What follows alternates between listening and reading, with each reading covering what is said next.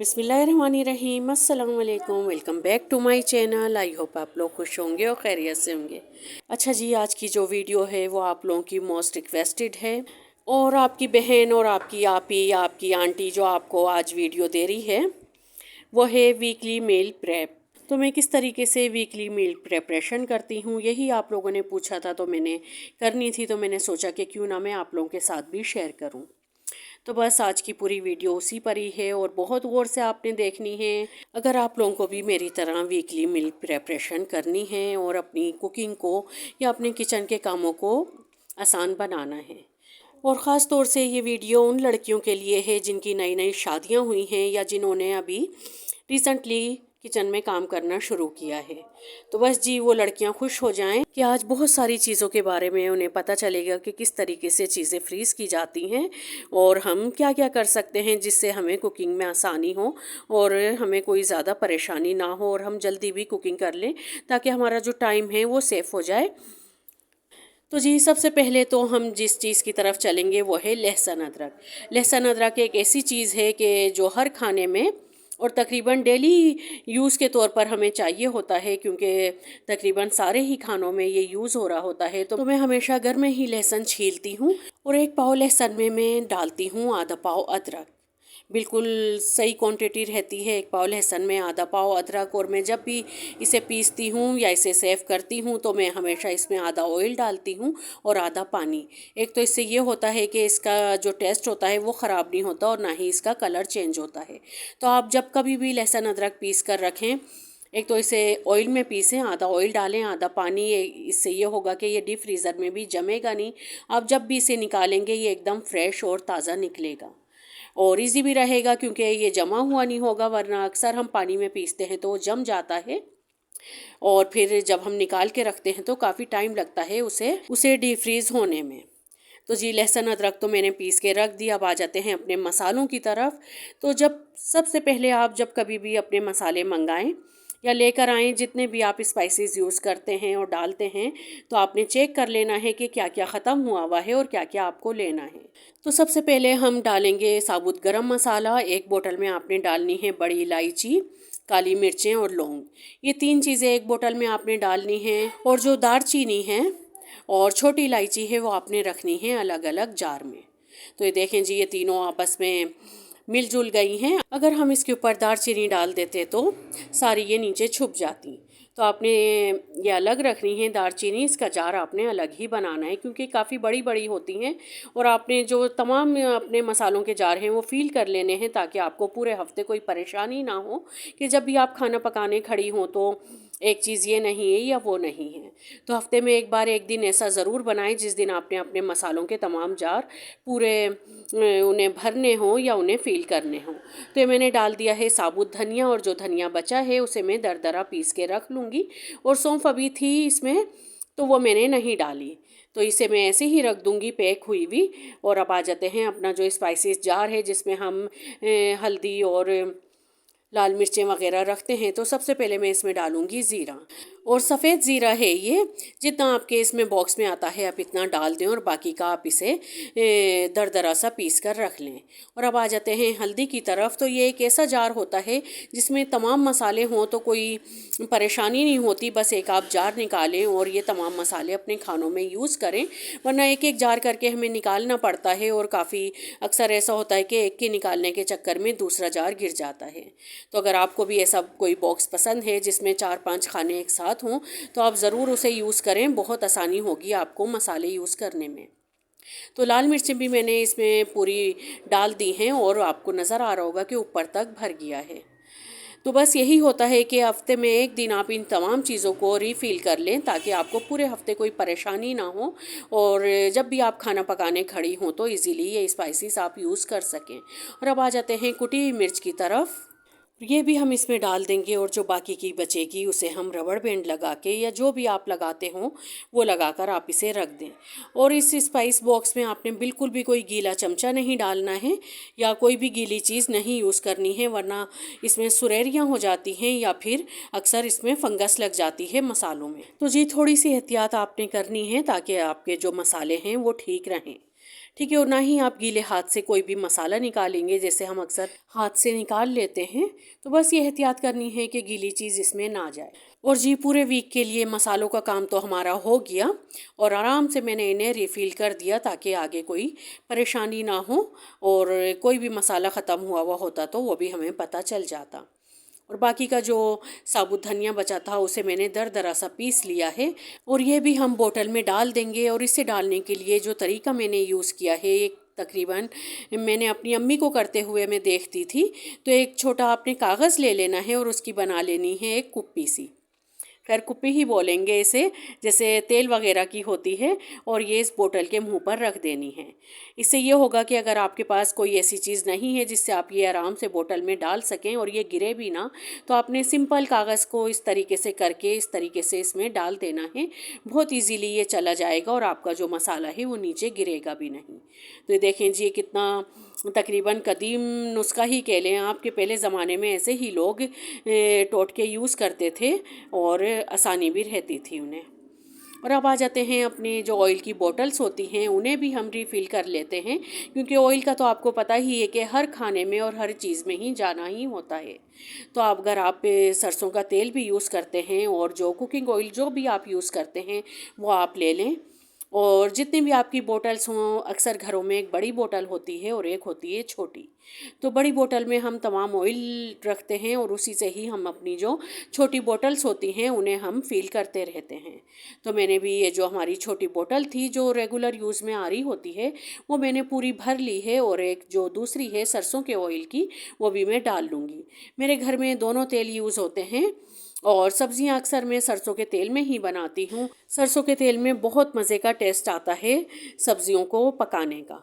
तो जी सरसों का ऑयल भी मैंने इसमें डाल दिया है, और ये देखें जी दोनों बॉटल्स जो थी वो आराम से भर गई हैं। और अब पूरे हफ्ते मुझे आसानी रहेगी, कोई टेंशन नहीं होगी कि जी पकाने खड़े हुए हैं, या सुबह में अक्सर बच्चे स्कूल जा रहे होते हैं तो नाश्ते के टाइम पे अक्सर ये प्रॉब्लम होती है कि ऑयल नहीं है या ये नहीं है। तो ये टेंशन ख़त्म, टेंशन फ्री रहेंगे हम ऑयल की तरफ से। तो अब इसे भी रख देते हैं और अब आ जाते हैं अपनी दूसरी चीज़ों की तरफ। तो जी कुछ बॉयल किए थे मैंने वाइट चने, इन्हें मैंने रात को भिगो दिया था सोडा डाल के, 1/2 टीस्पून सोडा डाला था, और उसके बाद सुबह बहुत अच्छे से इन्हें धो के सोडे वाला पानी निकाल के मैंने इन्हें बॉयल कर लिया था। और जब आपने इन्हें उबलने के लिए रखना हो तो आपने इसमें बिल्कुल भी सोडा ऐड नहीं करना है, सिर्फ नमक डाल के बॉयल करना है, क्योंकि पूरी रात तकरीबन 6 से 7 घंटे ये सोडे में ही सोख हुए थे। तो इसमें दोबारा से सोडा डालने की बिल्कुल ज़रूरत नहीं पड़ती। और अगर आपने सोडा डाल के इन्हें बॉईल किया तो फिर ये सालन बनाएं आप इसका, या फिर इसके चावल बनाएं, तो सारा जो ऑयल होता है अपने अंदर एब्जॉर्ब कर लेते हैं। और वाइट चने बस सबके ही फेवरेट होते हैं। और पूरे हफ्ते में आपको कभी भी आपका दिल चाहे चने की चाट बनाने को या चने का पुलाव बनाने को, तो बस आपने बॉयल हुए हुए वाइट चने निकालने हैं और बना के खा लेने हैं। बहुत मज़े का लगता है वाइट चनों का पुलाव भी और चाट भी। तो जी इसकी भी जितनी थैलियाँ बनेंगी, तकरीबन 4 थैलियाँ बनी थी, अपने अपने हिसाब से आपने बना लेनी है जितने आपके यूज़ में आए, और आपने इन्हें भी फ्रीज़र में रख देना है। और जब कभी आपके समझ में ना आ रहा हो कि क्या पकाएं, तो बस वाइट चनों का सालन बनाएं या पुलाव बनाएं और मज़े से खाएं।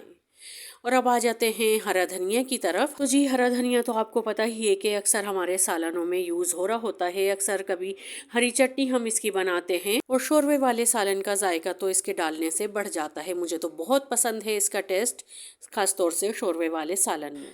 तो जब भी आप हरा धनिया मंगाएं तो हमें इसे बग़ैर धोए फ्रीज़ करना है, क्योंकि अगर हम इसे धोएंगे इसमें पानी रह जाएगा तो ये बहुत जल्दी से गलने लग जाता है। तो आपने इसे बिना धोए ऐसे ही फैला लेना है चॉपिंग बोर्ड पे, या किसी कपड़े पे या कोई कागज़ ले लें आप, उस पे फैला लें और इसे को अच्छे से आप साफ़ कर लें।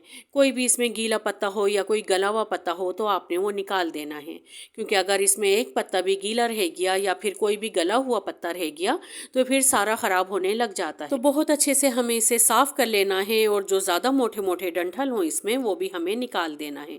और अक्सर हरे धनिए के साथ कुछ और पत्ते भी आ जाते हैं, तो वो भी आपने इसमें से रिमूव कर देने हैं, और बहुत अच्छे से इसे खुशक कर लेना है। कोई भी आप टिश्यू ले लें या फिर कोई कपड़ा ले लें, उस पर फैला दें, ताकि अगर इस पर पहले से भी कोई मॉइस्चर है तो वो निकल जाए। और सिर्फ आपने इसकी नीचे की जो रूट्स होती हैं वो काटनी हैं, बाकी डंठल जो हैं वो हमें इसके साथ ही रखने हैं, क्योंकि जो खुशबू इसके डंठल में होती है वो हरे धनिए के पत्तों में नहीं होती। तो तब भी आप सालन में हरा धनिए का यूज़ करें तो आपने इसे डंठल समेत ही यूज़ करना है, बहुत बारीक बारीक चॉप कर लेना है और फिर इसे डालना है सालन में या जो भी चीज़ आप बना रहे हैं उसमें। तो आप देखेंगे कि हरे धनिए की बहुत अच्छी सी एक जो खुशबू होती है वो आती है। और ये देखें जी, जितने भी इसमें गले हुए पत्ते थे या जो भी ख़राब थे वो मैंने तमाम रिमूव कर दिए हैं। और अब हमें इसे ले लेना है एक बाउल, और इसमें सबसे पहले हमें बिछाना है टिश्यू पेपर नीचे, ताकि थोड़ा बहुत भी अगर इसमें मॉइस्चर हो तो वो इसमें जज्ब हो जाए। और अगर आपके पास कोई बाउल नहीं है तो आप सिंपल कोई जिप लॉक बैग ले लें या फिर कोई भी शॉपर ले लें, उसमें भी आप कर सकते हैं। लेकिन ये ज़रूरी है कि आपको इसके अंदर टिश्यू पेपर लाजमी रखना है, वरना अक्सर हरे धनिए में ऐसे भी रखने से मॉइस्चर आ जाता है और ये बहुत जल्दी से गलने लग जाता है। खैर ये देखें, मैंने बहुत अच्छे से इसे साफ़ कर दिया है और मैंने ऊपर नीचे इसके रख दिया है टिश्यू पेपर। और बस ये आराम से हमारे 8 से 10 दिन चलेगा और बिल्कुल भी ख़राब नहीं होगा।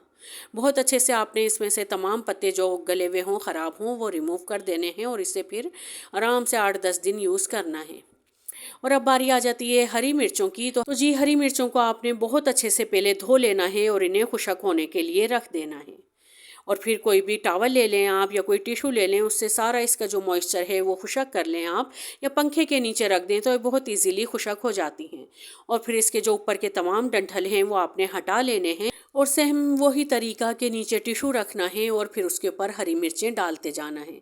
अच्छा, जो ज़्यादा फ्रेश हरी मिर्चें होंगी इसमें वो हमने रखनी है, उन्हें सेव करना है। और जो थोड़ी सी पुरानी भी होती हैं इसमें या थोड़ी सी नरम हुई हुई होती हैं तो उसको हमने पीस लेना है और एक जार में रख देना है। पिसी हुई हरी मिर्चें भी बहुत काम में आती हैं, अक्सर बिरयानी बनाने में या कोई भी पुलाव वगैरह आप बना रहे हों तो तब भी ज़रूरत पड़ जाती है। तो ये देखें जी, कुछ हरी मिर्चें लाल हो रही थी और कुछ नरम थी, तो मैंने अलग कर ली थी और अब मैं इनको दरदरा सा मोटा मोटा सा चॉप कर लूँगी। पहले आपने इसके छोटे छोटे पीस कर लेने हैं और फिर इसे आपने चॉपर में डाल के इसको पीस लेना है। ज़्यादा बारीक नहीं करना है, मोटा मोटा सा पीसना है और ये बहुत काम में आती हैं। और अगर आपके पास हरी चटनी नहीं है, वो ख़त्म हो गई है, तो आप इसकी हरी चटनी भी बना कर रख सकते हैं। तो इस तरीके से ये हरी मिर्चें भी काम में आ जाएंगी और आपकी हरी चटनी भी तैयार हो जाएगी। और हरी चटनी को बहुत बार मैंने उसको सेव करने का तरीका बताया हुआ है। सेम आपको कोई भी आइस ट्रे ले लेनी है और उसकी क्यूब्स बना के उसे सेव कर लेना है। तो बस ये मैंने डाल दी हैं इसे और अब मैं इसे पीस लूँगी और आपके सामने मैं इसे एक बाउल में रख के इसे फ्रीज़र में रख दूँगी। तो बस जब ज़रूरत होगी हम इसे निकालेंगे और यूज़ करेंगे। इस तरीके से इसे पीसनी है, ज़्यादा बारीक नहीं करनी। और इसमें मैंने बिल्कुल भी पानी नहीं ऐड किया था, बिना पानी के ही इसे मैंने पीसा है। बस आपने थोड़ा चॉपर रोक रोक के चलाना है तो आपको फिर इस तरीके की हरी मिर्चें मोटी मोटी पिसी हुई मिल जाएंगी। तो बस अब इसे भी रखते हैं और अब आ जाते हैं अपने टमाटर सेव करने के तरीके की तरफ। अच्छा, टमाटर सेव करने का तरीका भी मैंने बहुत बार बताया हुआ है, बहुत सारी मेरी पुरानी वीडियोस में है, लेकिन आज मैं आपको एक बार और बता देती हूँ, क्योंकि इस टाइम पे जो टमाटर आ रहे हैं काफ़ी सस्ते हुए हुए हैं और काफ़ी अच्छे भी आए हुए हैं, बड़े बड़े से, रसीले से और एकदम फ्रेश। तो आपने अपने हिसाब से टमाटर मंगा लेने हैं, जितने आपको मंगाने हो, और उसके छोटे छोटे पीस कर लेने हैं। और इसके अलावा भी एक तरीका और है मेरी वीडियोस में, अगर आप उन्हें वॉच करेंगे तो वो भी आपको मिल जाएगा कि और किस तरीके से हम टमाटर को सेव कर सकते हैं। लेकिन अगर आप कहेंगे तो मैं आपके लिए एक और वीडियो में वो जो एक और तरीका है वो शेयर कर दूंगी। खैर अभी आ जाते हैं इसकी तरफ। इस टाइम मैंने टमाटर के छोटे छोटे पीस कर लिए हैं और तमाम टमाटर के ही कर लेने हैं, ज़्यादा बारीक भी नहीं करने। बस आप एक टमाटर के 4 या 6 पीस कर लें और कोई भी आप चॉपर ले लें या फिर आपके पास हैंड ब्लेंडर हो वो ले लें। उसके अंदर आपने उसके हिसाब से ही इसमें डालने हैं और इस तरीके से इसे ब्लेंड कर लेना है। और मेरा तो खैर ये हैंड चॉपर है, इसमें बहुत इजीली टमाटर अच्छे से बारीक चॉप हो जाते हैं और एकदम पिस जाते हैं। तो बस जी, मैं तो इसी में ही करके रखूँगी। और आप अगर आपके पास जूसर है या ब्लेंडर है या चॉपर है, जो कुछ भी है आप उसमें कर लें। और इसके भी हमें इसी तरीके से ही इसे बना कर रखने हैं। और ये देखें जी, कितनी इजीली ये काम कर रहा है। खैर इसका भी रिव्यू मैंने दिया हुआ है अपनी वीडियो में, आप चाहें तो आप जाके वो भी वॉच कर सकते हैं और देख सकते हैं। बहुत काम का ये चॉपर है, बहुत काम में आता है। अक्सर लाइट वगैरह नहीं होती उस टाइम पर भी बहुत इजीली इससे सारे काम हो जाते हैं। तो बस एक शॉपर ले लेनी है हमने, या अगर आपको किसी बर्तन में रखने हैं तो उसमें रखें। लेकिन मैं जब भी फ्रीज़र में या फ्रिज में चीज़ें सेव करती हूँ तो मैं अक्सर इसी तरीके से ही शॉपर ले लेती हूँ और उसमें करती हूँ। या आपको किसी भी डेयरी शॉप से या फिर कहीं से भी जहाँ से ये थैलियाँ वगैरह मिलती हैं वहाँ से मिल जाएंगी। और बर्तन में मैं इसलिए ज़्यादा नहीं रखती कि एक तो बर्तन जगह ज़्यादा घेरते हैं, और फिर जाहिर सी बात है एक फ्रीज़र है उसमें बंदा क्या क्या रखे। और इस तरह शॉपर में सेव करने का ये भी होता है कि एक तो जगह कम घेरती है और काफ़ी सारी चीज़ें आपकी आ भी जाती हैं। तो आपने देखा होगा कि अक्सर वीडियोज़ में मैंने इसी तरीके से ही चीज़ें अपने फ्रीज़र में सेव की हुई होती हैं। और ये देखें जी, ये आराम से इस तरीके से चॉप कर लेने हैं आपने टमाटर, और उसकी अपने हिसाब से जितने आपके इस्तेमाल में आए या जितने आपके रेगुलर यूज़ होते हों, या आपको बिरयानी के हिसाब से सेव करना हो, तो आपने इतनी इतनी इसकी मिकदार थैलियों में डालते जाना है और इनको रखते जाना है। तो ये देखें मैंने तमाम टमाटर पीस लिए हैं और काफ़ी सारी थैलियाँ बन गई थी। और अब आ जाते हैं अपने मटर की तरफ। और आप लोगों को पता ही है कि आजकल कितने अच्छे मटर आए हुए हैं, एकदम भरे भरे से और फ्रेश फ्रेश से। तो मटर भी मैंने छील लिए थे और ये तकरीबन थे 2 किलो के करीब मटर, और इसकी भी मैं शॉपर बना लूँगी। और मटर का पुलाव तो आपको पता ही है कि हर किसी का ही फेवरेट होता है, और अक्सर चीज़ों में भी हम लोग मटर यूज़ कर रहे होते हैं। तो बस इसे भी इसी तरीके से ही मैं थैलियों में डालती जाऊँगी, और जितनी थैलियाँ आपको बनानी हैं आप इतनी बनाएं और इन्हें भी रख दें। और आज की वीडियो में जो मैंने आप लोगों के साथ वीकली मील प्रेप शेयर किया और किचन के कुछ टिप्स एंड ट्रिक्स दिए हैं, बहुत ही काम के हैं। इन पर अमल ज़रूर करिएगा, यकीनन आप लोगों को आसानी होगी और कुकिंग में भी आप लोगों की बहुत हेल्प करेंगे। और मेरे तो बहुत काम में आती हैं ये चीज़ें कि लहसुन अदरक पीस के रख लें, टमाटर का पेस्ट बना लें और तमाम चीज़ें। अच्छा, ये है चॉप हुआ हुआ लहसुन और गार्लिक। ये भी कुछ दिन मैंने आप लोगों को दिखाया था कि किस तरीके से मैंने इसे फ्रीज़ किया है। तो इसे भी आप करके रख सकते हैं। इसे चॉप करके आपने इस तरीके से क्यूब बनाकर रख देने हैं, ये भी आपके बहुत काम में आएगा। और अगर आप लोग कहेंगे तो मैं आप लोगों के लिए वीकली मील प्रेप या फिर इसी किस्म की कोई वीडियो और दूसरी चीज़ों के साथ बना के शेयर ज़रूर करूँगी, मुझे कमेंट में बताइएगा। और ये देखें जी, ये तमाम चीज़ें मेरी कंप्लीट हो गई हैं अल्हम्दुलिल्लाह, और यकीनन आप लोगों को भी पसंद आएंगी इंशाअल्लाह ताला। तो अब मैंने रख दूँगी फ्रिज में, जो चीज़ें नीचे की हैं वो नीचे रखूँगी और जो ऊपर फ्रीज़र में रखने की हैं वहाँ रखूँगी। अच्छा, ये लहसुन अदरक भी आपको लोगों को नज़र आ रहा होगा, तो ये मैंने एक दिन पहले रात में बनाया था, ठीक है, इसलिए ये आपको जमा हुआ नज़र आ रहा है। तो बस यहीं तक थी आज की मेरी वीडियो। सारी जो चीज़ें हैं बहुत काम की हैं, बहुत आप लोगों के काम आएंगी। इन्हें ट्राई ज़रूर करिएगा और मुझे बताइएगा कि कैसी लगी आज की आप लोगों को ये वीडियो। बहुत मेहनत से बनाई है मैंने और काफ़ी देर खड़े रहना पड़ा था किचन में, क्योंकि तमाम काम ही इसमें किचन का था। तो पसंद आई हो तो प्लीज़ इसे शेयर करिएगा, लाइक करिएगा, वीडियो को सब्सक्राइब करिएगा चैनल को। और अब मिलेंगे नेक्स्ट वीडियो में। अल्लाह हाफिज़।